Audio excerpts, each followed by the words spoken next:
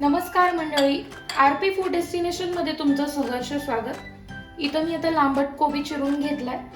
आपण इथं कोबीची भजी बनवतोय।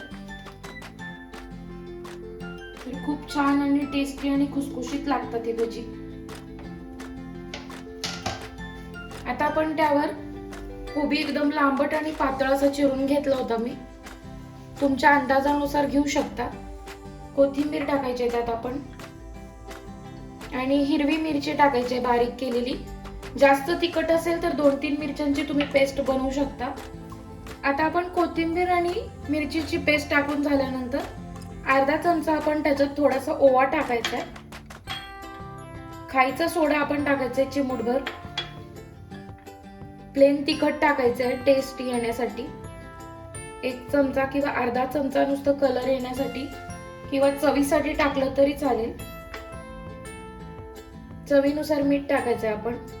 मीठ थोडंसं कमीच टाकायचं आहे। बेसन टाकल्यानंतर तुम्ही मीठ हे वाढवू शकता।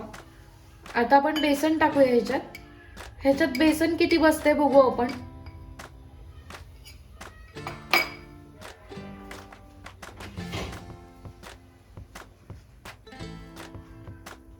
हे एकत्र केल्यानंतर आपल्याला अंदाज येईल।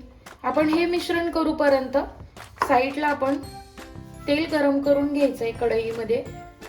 आपल्याला तेलाचा अंदाज असेलच की भजी तळायला तेल किती लागतं। आता आपण ह्याच्यात पाणी टाकूया थोडं थोडं।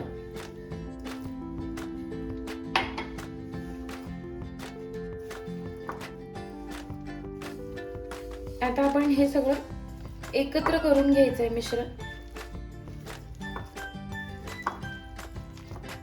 आपल्याला थोडंसं बेसन टाकावं लागेल यात अजून।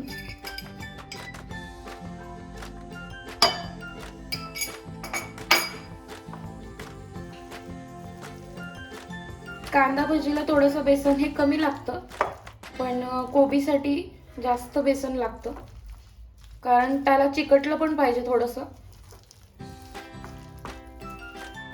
आता हे बरोबर झालंय बघा। आपण थोडंसं ह्याच्यात पाणी पण टाकू शकतो।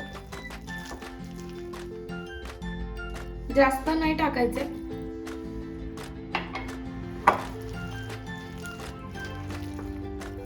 हे बघा आता हे मिश्रण आपलं सगळं एकत्र झालंय।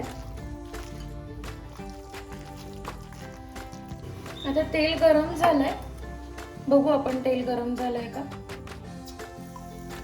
आता आपण भजी तळायला घेऊयात। मस्त असं व्यवस्थित असं तेल तापलंय।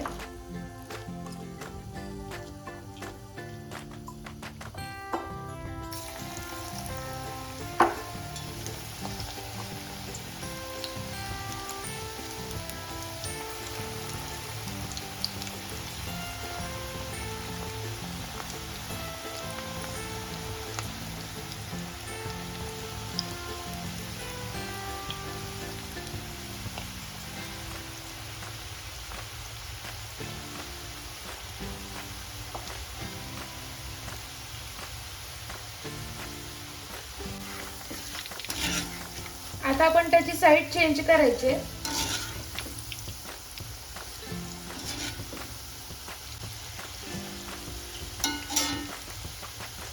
दोन्ही साईडनी आपण एकदम अगदी व्यवस्थित भाजून घ्यायचंय ब्राऊन कलरवर।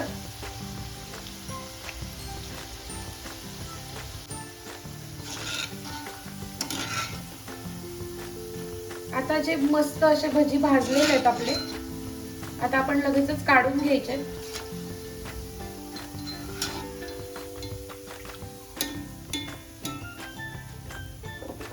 आता ह्या प्लेट मध्ये मी टिश्यू पेपर घेतलाय।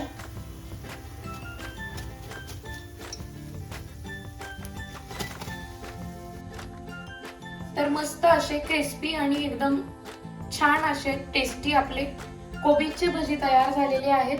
व्हिडिओ आवडल्यास लाईक करा, शेअर करा, सबस्क्राइब करायला विसरू नका। व्हिडिओ शेवटपर्यंत बघितल्याबद्दल धन्यवाद।